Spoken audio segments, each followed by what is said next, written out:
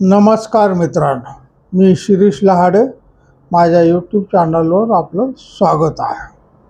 आज एक खूप खळबळजनक आणि आपल्या बऱ्याच लोकांच्या आयुष्यात परिणाम करणारी माहिती मला तुम्हाला द्यायची आहे की टेक्निकल जगामध्ये नॉर्मली म्हणजे सॉफ्टवेअर सेक्शन जो IT क्षेत्र आपण ज्याला म्हणतो, तिथे या जगामध्ये मोठा भूकंप आलेला आहे. भूकंप आला म्हणजे काय, तर ChatGPTला टक्कर देणारा एक नवीन AI म्हणजे आर्टिफिशियल इंटेलिजन्स मैदानात आलेला आहे आणि त्याचं नाव आहे क्लाउड AI. आता क्लाउड AI आलं म्हणजे काय लोकांवर परिणाम होतो बा, असं प्रत्येकाला प्रश्न पडू शकतो. मग काय क्लाउड नवीन आलं म्हणून लोकांच्या जीवनामध्ये काय फरक पडतो नाही का? तर तसंच तुम्हाला त्याच्याबद्दलच मला तुम्हाला माहिती, शेवटपर्यंत व्हिडिओ पहा. जे इंजिनियर आहेत त्यांनी पहा, जे इंजिनियर नाहीत त्यांनी सुद्धा मुद्दाम पहा की आपल्या मुलांना आपल्याला काय शिकवण्याची गरज आहे, किंवा सर्वसामान्य माणसाला सुद्धा आता नवीन ज्ञान काय गोळा करायची गरज आहे. आता काही तज्ज्ञ असं सांगतात की हा AI फक्त चॅटबोट नाही आहे, तर भविष्यात सॉफ्टवेअर कंपन्यांना संपवणारा हा AI आहे. आता क्लाउड AI म्हणजे काय आहे, तो कसा काम करतो, खरंच ChatGPTला धोका आहे का, किंवा सॉफ्टवेअर कंपन्यांवर काही मोठा परिणाम होणार आहे का? तर 6 फेब्रुवारीला जसं अँथ्रोपिक या कंपनीने जाहीर केले की आमचं हे क्लाउड AI आम्ही लॉन्च करतो, त्या दिवशी सॉफ्टवेअर कंपन्यांचे शेअर 6 ते 7% घसरले. मग आपलं TCS असेल, इन्फोसिस असेल, तर या सगळ्या कंपन्यांचे शेअर बाजारामध्ये घसरले. कारण त्यांच्या लक्षात आले की आता AI कंपन्यांची काही चांदी होती, नेहमी हाय लेवलला शेअर असायचे, ते आता कमी व्हायला लागले. अँथ्रोपिक नावाची एक अमेरिकन कंपनी आहे, ज्यांनी ओपन AIला थेट टक्कर देण्यासाठी क्लाउड AI तयार केलेला आहे. हा साधा चॅटबोट नाही. मग काय आहे, तर हे एक मोठं डॉक्युमेंट वाचतं. म्हणजे आता एखादं पुस्तक आपण त्याला ठेवलं आहे 1000 पानाचं, 600 पानाचं, तर ते पुस्तक ते अगदी काही मिनिटामध्ये वाचतं, कोड लिहितं, ॲप्लिकेशन तयार करतो. सगळ्यात महत्त्वाचा जो परिणामकारक आहे की तो स्वतः ॲप्लिकेशन तयार करतो, ॲनालिसिस करतो, एखाद्या गोष्टीचं ॲनालिसिस करतो, मग बिझनेस स्ट्रॅटेजी तयार करतो. म्हणजे हा AI फक्त प्रश्नांची उत्तर देत नाही, तर प्रत्यक्ष काम करतो. म्हणजे आता तुम्हाला सर समजून म्हणजे काय करतो की आता समजा मला दक्षिण भारतच्या ट्रिपला जायचं आणि मी त्या क्लाउड AIला सांगितलं की मला दक्षिण भारतामध्ये एक 6 दिवसाची ट्रिप करायची आहे, तर मला सजेस्ट करा. तर तो मला मथुरा, रामेश्वर, कन्याकुमारी, अजून काय ठिकाणं असतील, कोडाईकनाल, उडुपी या ठिकाणाची तो माहिती जोडतो, तिथल्या हॉटेलाची माहिती जोडतो, हॉटेलचं काय रेट आहे, तिथं काय पाहण्यासाठी, ते सगळं मला चॅट करून देतो. मग सांगितलं ओके की तो हॉटेल बुकिंग करतो, विमानाचं बुकिंग करतो, गाडी ठरवतो, आपण फक्त पेमेंट करायचं. म्हणजे एखादा असिस्टंट जसं आपलं सांगितलं की तो काय करतो, तसं हा स्वतः सगळं काम करतो. आता ॲप्लिकेशन सॉफ्टवेअर कंपन्या काय करतात की एखाद्या कंपनीला, आता समजा मी बँकेत होतो, आमच्या बँकेमध्ये इन्फोसिसचंच ॲप्लिकेशन होतं, किंवा बँकेचे व्यवहार कसे चालवायचे, सेविंग करणं, DD काढणं, हे सगळं सॉफ्टवेअरमध्ये ते तयार करतात. हे सॉफ्टवेअर तयार करायला इन्फोसिस कंपनी बँकेकडून करोडो रुपये घेते वापरण्यासाठी, आणि त्याच्या बदल्यामध्ये त्यांना ती सेवा देते. आता जर मी क्लाउड AIला सांगितलं की मला बँकेचं सॉफ्टवेअर बनवून द्या, तर तो एका दिवसात ते बनवून देतो. म्हणजे जे सॉफ्टवेअर बनवायला इन्फोसिसला 1-2 वर्ष लागले, ते सॉफ्टवेअर क्लाउड AI 1-2 दिवसामध्ये बनवतो आणि सगळे व्यवस्थित बनतं.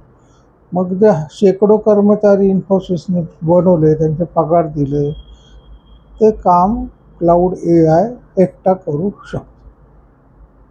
हा महत्त्वाचा धोका तुम्हाला समजून सांगायचा आहे. म्हणजे प्रत्यक्ष AI काय करतो, प्रश्नांची उत्तरं देत नाही, तर तो ॲक्च्युअली काम करतो. ChatGPT काय करतो, आपण त्याला विचारलं असं असं काय तर काय होईल, तर तो त्याचं उत्तर बारा देतो. एखादं चित्र बनव म्हटलं तर बनवतो, व्हिडिओ बनव म्हटलं तर बनवतो. पण स्वतःची बुद्धी तो वापरत नाही. तुम्ही जे प्रश्न विचाराल त्याचं तो तयार करून देतो. पण क्लाउड AI मात्र, तुम्ही जर सांगितलं की मला आता महाराष्ट्राच्या राजकारणावर एक व्हिडिओ बनवायचा आहे, तर तो तुम्हाला राजकारणात काय विषय आहेत इथपासून सजेशन देतो. स्वतः सगळं प्रॅक्टिस करून व्हिडिओ बनवून तुम्ही फक्त सादर करायचं. तुम्हाला आपण एखाद्या वकिलाचंच घेतलं की त्याची एखादी खुनाची केस उभी आहे, तर तो वकील त्या क्लाउड AIचा सल्ला घेऊन मला ही केस लढायची आहे, काय पॉईंट आहे, तर तो सगळ्या कायद्याचे पुस्तकातले उतारे सांगणार, सेक्शन नंबर सांगणार, तुम्ही अशा पद्धतीने मांडा, त्याचा व्हिडिओ तयार करून देणार. वकिलाने फक्त जाऊन तिथं कोर्टामध्ये त्याची पोपटपंची करायची. इतकं सोपं या क्लाउड AIमुळं झालेलं आहे. आता क्लाउड AI कसे काम करतं ते मी तुम्हाला समजतं की इंटरनेटवरील लाखो कोटी शब्दांवर यांचं प्रभुत्व आहे. म्हणजे तुम्हाला शब्दांचं काही कोणत्याही भाषेमध्ये तुम्ही त्याच्याशी बोलू शकता. त्याच्यानंतर तो पॅटर्न ओळखतो, लॉजिकली उत्तर तयार करतो. क्लाउड एकाच वेळी पूर्ण पुस्तका एवढा मजकूर प्रोसेस करतो. म्हणजे तुम्ही जर म्हटलं मला पुस्तकाची कॉपी पाहिजे, तर तो तुम्हाला लगेच अख्खं पुस्तक वाचून त्याची कॉपी काढून देऊ शकतो. तर या पुस्तकामधलं मला एक महत्त्वाचा सब्जेक्ट मला सापडत नाही, तर तो तुम्हाला बरोबर सापडून देणार की या नंबरच्या पानावर हा विषय आहे. तुम्हाला काम इतकं सोपं झालेलं आहे की तुम्हाला माणसाची गरज पडत नाही. ChatGPTपेक्षा मोठे डॉक्युमेंट्स हाताळू शकतो. याचा अर्थ काय आहे, तर लिगल फर्म म्हणजे कायदेशीर कंपन्या ज्या आहेत किंवा कॉर्पोरेट कंपन्या आहेत किंवा रिसर्च फील्ड आहेत, तर क्लाउड ते लोक वापरू शकतात.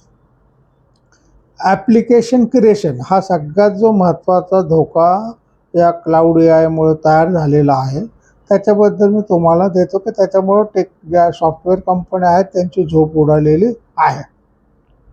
आता तुम्ही क्लाउड AIमध्ये फक्त लिहा की माझ्यासाठी टू डू लिस्ट तयार करा, मी काय काय करावं, तो तुम्हाला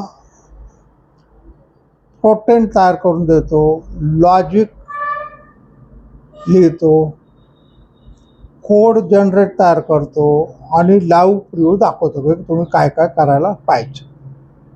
म्हणजे सकाळी 6ला उठा, 8 वाजता नाश्ता करा, 9:30ला तुम्हाला ऑफिसला जायचं आहे, संध्याकाळी तुम्ही 6ला निघणार, तुम्ही असं करा, ही बस पकडा, ही गाडी धरा, तुमच्या गाडीत पेट्रोल आहे नाही आहे, काय पेट्रोल भरून 15 दिवस झाले, जाताना पेट्रोल भरणं गरजेचं आहे, हे सगळं तुम्हाला तयार करून तो देतो. आता क्लाउड AI आल्यानंतर काय झालेलं आहे की शेअर बाजारामध्ये सॉफ्टवेअर कंपन्यांचे शेअर पडलेत. सॉफ्टवेअर इंजिनियरचा जीव धोक्यात आलेला आहे, त्यांच्या नोकऱ्या धोक्यात आलेल्या. आता तुम्ही पाहिजे सॉफ्टवेअर कंपन्यात बऱ्याच ठिकाणी लोक कमी करून राहिलेत आणि त्याच्यामध्ये हे जर क्लाउड AIचे ॲप्लिकेशन तयार करणारं सॉफ्टवेअर आलं, तर या ॲटोमेशनमुळे म्हणजे ॲटोमॅटिक ॲप्लिकेशन तयार होत असल्यामुळं नोकऱ्यांना धोका येईल. AI चुकीची माहिती देऊ शकतो का? हो, त्याच्या जो बुद्धीत जेवढं भरलेलं आहे तेवढं भरलं जाईल, तरी लोक AIवर जास्त भरोसा ठेवतात. त्याच्यामुळे क्लाउड वर्सेस GPT ही लढाई सुरू झालेली आहे. आता आपल्याला महत्त्वाचा संदेश तुम्हाला काय आहे याच्यातून, की येणारा काळ जो आहे या अशा आधुनिक तंत्रज्ञानामुळं माणसाचं जीवन सुखी पण होणार आहे, पण लोकांच्या नोकऱ्या पण धोक्यात येणार. असं आहे का खरं? तर मला तरी असं वाटत नाही. की काही काळ थोडासा इफेक्ट होतो, पण शेवटी माणसाला देवाने जी बुद्धी दिलेली आहे ती बुद्धी कोणत्याही यंत्रामध्ये भरली जाऊ शकत. विचार किंवा मानसिक विचाराची जी माणसात ताकद आहे ती ताकद यंत्रामध्ये येऊ शकत नाही. हे माणुसकी म्हणू शकतो आपण, किंवा त्याचा जे बुद्धिमत्तेचा प्रकार आहे मेंदूचा, तेवढी बुद्धिमत्ता कोणत्याही यंत्रामध्ये येऊ शकत नाही. पूर्वी आता मी बँकेत होतो, आमच्या वेळेस कॉम्प्युटर नवीन यायला सुरुवात झाली, तर आम्ही संप केलेले आहेत कॉम्प्युटर बसू नका नोकऱ्या जातील. पण कॉम्प्युटर आले, कोणाच्याही नोकऱ्या गेल्या नाही, उलट नोकऱ्या वाढल्या. कारण कस्टमर वाढले. पूर्वी एक भारतात 100 लोक जर असतील तर 10-20 लोकांचेच खाते असायचे. आता 70-80% लोकांचे खाते. कॉम्प्युटर जर नसतं तर हे माणसाला हँडलच करता आलं नसतं, नाही का. त्याच्यामुळं कॉम्प्युटर आल्याने बँकिंग क्षेत्र पण चांगलं झालं, लोकांची सोय झाली, ऑनलाईन कामं झाले. पण नोकऱ्या काही गेल्या आहेत असं म्हणता येत नाही. नवीन नोकऱ्या निर्माण झाल्या. तसं या AI क्लाउडमुळे जरी काही काळ, 1-2 वर्ष फरक पडला, सॉफ्टवेअर कंपन्या धोक्यात आल्यासारख्या वाटल्या, तरी नवीन काहीतरी त्याच्यातून निघेल आणि पुन्हा नोकऱ्या तयार होतील. मग या नोकऱ्या आपल्याला मिळाल्या पाहिजे, त्याच्यासाठी प्रत्येक इंजिनियरने ज्ञान सतत मिळवलं पाहिजे. मी आता BE कॉम्प्युटर झालो, मला आता चांगला जॉब मिळेल अजिबात नाही. BE कॉम्प्युटरची व्हॅल्यू डाऊन झाली. तुम्हाला MBA झालं पाहिजे, तुम्हाला ॲडिशनल नॉलेज पाहिजे, तुम्हाला अनेक सॉफ्टवेअरचे ज्या कोड आहेत ते समजले पाहिजे, सॉफ्टवेअरचे जे ॲप्लिकेशन आहेत ते समजले पाहिजे. तर नवीन नवीन ज्ञान प्रत्येक इंजिनियरने नेहमी घेत राहायला पाहिजे. की मी आता झालं, माझं शिक्षण असं नाहीच. तुमचं वय 40 होऊ दे, 50 होऊ दे, तुम्हाला सतत शिक्षण घेतच राहायला पाहिजे. तर तुमची नोकरी टिकणार आहे, तुम्हाला तुमच्या घरातलं उत्पन्न चालू राहणार. तुम्ही जर म्हटलं आता मला हेच आहे, एवढंच करायचं, तर तुम्ही मागं पडाल, कधी नोकरी जाईल याचा पत्ता लागणार नाही. लक्षात घ्या की मोदींनी जेव्हा UPI आणलं, लोक मोबाईलवर पैसे द्यायचं सुद्धा, अगदी पिझ्झाजण सुद्धा म्हटले की लोक मोबाईल कुठं ठेवणार खिशात, खेड्यातला माणूस, आणि त्याला कसं काय समजणार. तर तुम्ही आता बाजारात गेला तर कोथिंबिरीची जुडी 10 रुपयाची विकणार सुद्धा म्हणतो ऑनलाईन पैसे ट्रान्सफर करा. रिक्षावाला म्हणतो ऑनलाईन ट्रान्सफर करा. 2 रुपये पाठवायचे तरी तुम्ही पाठवू शकता. की तुम्हाला पैसे घेऊन फिरायची गरजच नाही. आज कितीतरी लोक आहेत की ते खिशामध्ये रुपयासुद्धा ठेवत नाहीत. सवय झाली लोकांना. आपोआप लोक, अगदी खेड्यापाड्यातले लोकसुद्धा शिकलेत. तसं हे AI क्लाउड AI जो आहे तो माणसाच्या जीवनामध्ये घडला. आता पूर्वी मला आठवतं की कॉम्प्युटर म्हणजे फार मोठी गोष्ट असायची. लोक श्रीमंत माणूस ऑफिसमध्येच असे, कोणाच्या घरी नसे. आता घरोघरी लॅपटॉप आहेत. एक सोडून 2-2, 3-3 लॅपटॉप. वापर वाढला. तसं क्लाउड AIमुळं सॉफ्टवेअर झालं तर लोक स्वतःचे सॉफ्टवेअर बनवायला सुरुवात करतील. मी रोज काय करावं, किंवा राहील माझा हा व्यवसाय आहे तर मी माझं स्वतःचं काय. तर त्याच्यासाठी सुद्धा थोडंसं गायडन्स तुम्हाला इंजिनियरकडून घ्यावंच लागणार. त्याच्यामुळे नोकऱ्या कमी होतील, एक ठराविक काळ कमी होतील, नंतर त्या पुन्हा वाढतील. पण त्याला स्वतः इंजिनियरचं ज्ञान अपडेट करत राहणं गरजेचं आहे. आपण जे 10 वर्षापूर्वी शिकलो त्याचा आज उपयोग काय नाही. आज जे शिकू त्याचा 2 वर्षानंतर काही उपयोग नाही, कारण नवीन तंत्रज्ञान येत राहतं. तर प्रत्येक इंजिनियरने आपल्याला स्वतःला नेहमी अपडेट ठेवावं, ह्याच माझा तुम्हाला सल्ला आहे. आज आपण इथं थांबूया. मुळीच घाबरू नका. काही काळ थोडासा त्रास झाल्यासारखा वाटेल, पण नवीन तुमचं ज्ञान वाढवलं, आपोआप जॉब तुमच्या दारापर्यंत यायला सुरुवात होईल.